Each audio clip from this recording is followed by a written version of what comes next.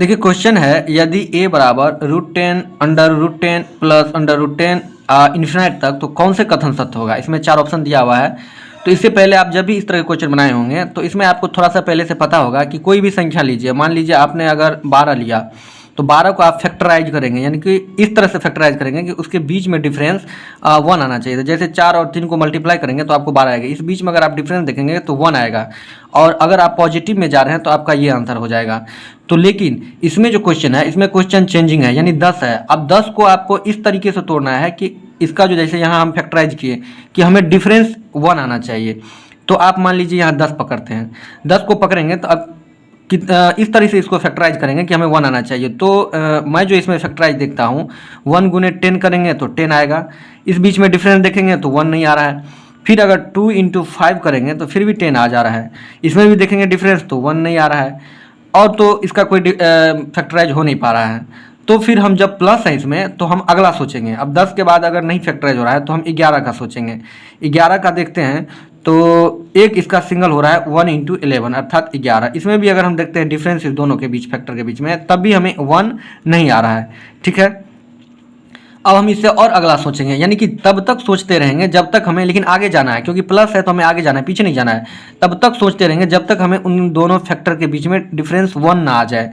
अगर हम फिर यहाँ पे अगर मान लीजिए 12 लेते हैं, अब 12 में देखते हैं तो 1 × 12 = 12 हो जा रहा है, इसके बीच में अभी भी डिफरेंस 1 नहीं आ रहा है। अब अगर हम थोड़ा सा आगे चलते हैं तो 2 × 6 करते हैं तब भी 12 आ रहा है, अब भी इसके बीच में डिफरेंस 1 नहीं आ रहा है। ठीक है, लेकिन इसी के अगला आप 3 × 4 करेंगे यानी कि 12, अब देखिए हो जा रहा है, यानी 3 × 4 12, अर्थात अब इस दोनों के बीच में जो डिफरेंस है वो 1 हो जा रहा है। तो यानी कि आप इसका जो आंसर लगाएंगे ये 3:4, अर्थात 3 और 4 के बीच में a का मान आंसर होगा, ये इसका आंसर होगा। इस तरह के क्वेश्चन को आप ऐसे बनाएंगे। सेम क्वेश्चन आप नीचे में देखिए कि यदि a बराबर √5 माइनस √5 माइनस √5 इन्फिनाइट तक है तो इनमें से कौन सा कथन है। इसमें और इसमें जो ये अंतर है कि इसमें प्लस में था और इसमें माइनस में था, इस दोनों को अब इसको कैसे बनाएंगे।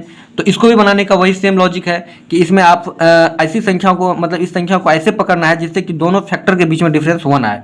तो मान लीजिए हम 5 को पकड़े, तो 5 को अगर आप मल्टीप्लाई करते हैं तो 1 × 5, इसका एक ही फैक्टर होता है, इस दोनों के बीच में डिफरेंस देखते हैं तो 5 - 1 ये 4 आ जा रहा है, यानी कि 1 तो आ नहीं रहा, तो ये तो होगा नहीं। अब इससे पीछे वाला सोचेंगे, 4 देखेंगे, 4 का अगर करेंगे तो ये एक हो जाता है 1 × 4, इसका बीच में डिफरेंस 1 देखेंगे तो नहीं आ रहा है। दूसरा देखेंगे 2 × 2, इसके बीच में अगर फैक्टर देखते हैं 2 × 2 और इसके बीच में अगर माइनस करते हैं तो ये भी 1 नहीं आ रहा है। तो अब हमें दूसरा सोचना है। तो दूसरा अगर आप सोचते हैं तो 3 को लेते हैं, 3 को अगर लेते हैं तो 3 का फैक्टर कीजिए तो 1 × 3, इसमें भी आप देखते हैं कि दोनों के बीच, दोनों जो फैक्टर है उसके बीच में अगर आप घटाते हैं तो ये भी 1 नहीं आ रहा है, यानी कि 3 में से 1 घटाना है, 5 में से 1 घटाना है, 4 में से 1 घटाना है, ऐसा सोचना है। ठीक है, यहाँ भी नहीं हो रहा है तो ये भी फेल कर गया। अब 3 से नीचे हमें 2 सोचना है, यानी तब तक सोचते रहना है जब तक हमें फैक्टर का डिफरेंस 1 ना आ जाए।